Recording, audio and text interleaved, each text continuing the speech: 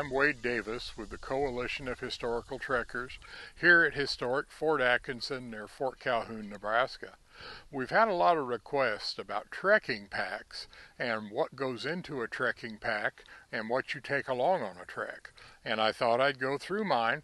This is not the end-all be-all, but I've been doing this for about 30 years, so I've got some insight into it. I think trekking begins with the clothing on your back. That's part of your equipment. And I am dressed as a French trapper from about the year 1825. And of course I am wearing a breechcloth, buckskin leggings or brain tan buckskin leggings, a French cotton shirt, a wool coat, and just a broad brim hat. I also have a wool vest right here that I bring along regardless of whether it's summer, spring, or fall. With the 2 layers of wool I can take off or add to preserve my temperature. Even though today it's about 80 degrees, an unlined wool coat breathes and is comfortable to wear. But if you put a lined vest underneath, it adds that much more layer of insulation to your core body temperature and maintains it. So if you think of clothing and your pack as one unit, you'll be better. I know you can get hypothermia in the low 60s if the wind's blowing and you get wet. So you need to think about that when you're out on a trek in the woods on your own hook where it's far from rescue and far from civilization. So this is my basic pack right here. It weighs about 25 pounds. I use different packs for different time periods. For this time period, 1820s, I used the new invented knapsack haversack. I made this myself from plans in a book. I stitched it up. It's relatively simple. They were used during the Rev War. They were used during the War of 1812. And Lewis and Clark, Sergeant Gass's journal, shows that they used them on the Lewis and Clark expedition. So they're quite handy. They take the place of a knapsack and a haversack, and you can carry everything in it that you need for a trek to go for about 3 or 4 days. So I'll open it up. Of course, it slings over the shoulder like so.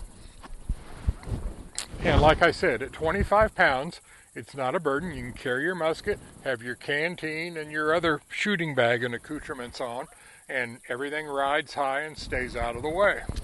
So if you take it off and we flop it on the ground, the billy cup here on my strap represents my sole cookware. When I'm on the trail, I either boil porridge or a little soup, and if I have meat, then I cook it over the fire on a green stick. So you minimize cookware when you carry just a billy cup. I also make my coffee in that, and I have a tin cup in my side pouch that I use to drink out of that.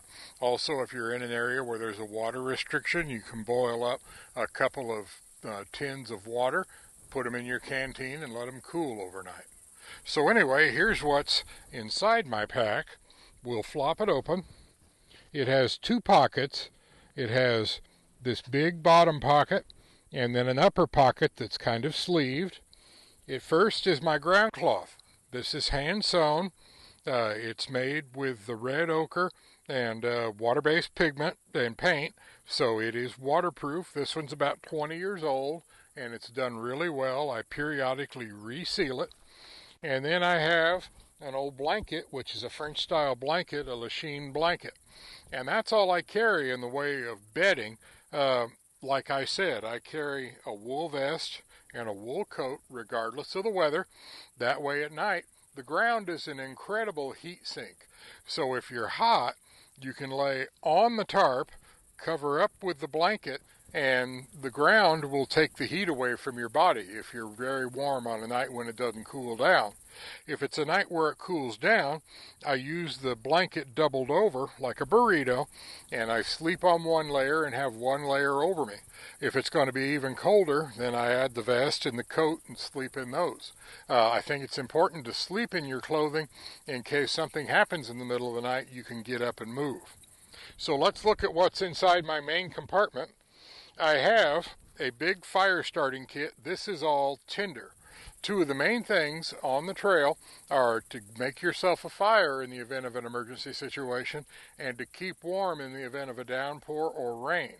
So I have a lot of punkwood, a lot of tinder, a lot of sapwood, just a lot of dried sticks and grass and stuff in here, wrapped up, same material as the tarp, a waterproof sock where I can start a fire. I have a ditty bag or a war bag in here, a veg tan leather bag that snaps shut. Inside it are my essential materials. I have a journal and a pencil. I have an additional fire starting kit, flint and steel with some tinder and stuff in there. And I have my repair kit, which is a sewing kit, scissors, seam ripper, needle and thread, and I also have a pair of handmade blacksmith pliers and a file in here. Then I also have my toothbrush and comb, which you use on the trail, and I have got, let's see what else is in here, a mirror to inspect yourself, another fire steel, some obsidian that I picked up out west, and there's my pencil. So just odds and ends are in there that I may need or use. I also have, here at Fort Atkinson, Chris Hageman, the tinsmith, made me this little portable candle lantern, which slings out and you put a candle in it. When I start a fire, I get a candle out and I start the fire, and then I go and light a candle immediately. Because oftentimes, if the wood is a little wet or it's a little green that you've gathered, the flame will go out. So at least I have flame on a candle that I can relight with. The other thing that I have in this sack is my food bag. This is all the food that I will need to go for about 4 days. I have a bag of about 10 or 12 ounces of jerky. I have some raisins in a bag. And I have 2 bags of porridge that I can cook over a fire, and I have a bag of coffee beans. I also have a little bit of sweetener to go in the coffee or in the porridge, and a salt horn for salt. And that's it. I really don't eat a lot on the trail. I try to eat a meal, maybe 2 a day in the morning, and then maybe a little snack of jerky and some coffee at night. In the other half of the pack, I've got rope and cordage. I've got a pair of a sleeping cap, a red toque in case it gets cool at night. And I've got, most importantly, a pair of wool socks. Now I wear, when I trek, thin-soled center seam moccasins, or if I'm unsure of the surface, I go barefoot a lot. I've tried shoes, but period shoes have slick soles and you'll fall down, and I have fallen down a lot. I go barefoot a lot to toughen my feet, and then at night, if it's cold, I put the socks on. Wool socks. You can Google rag wool socks on Amazon and find a pair just like this. They're authentic. And that's about it. If the weather turns bad, I either sleep in a rock overhang or build a debris shelter or go with some other type of covering. And for the most part, I sleep out in the open, use my pack as a pillow, and cover up with that blanket. And that about does it.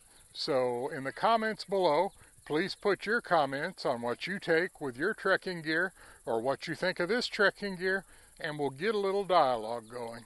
Again, I'm Wade Davis with the Coalition of Historical Trekkers, and we'll see you out on the trail.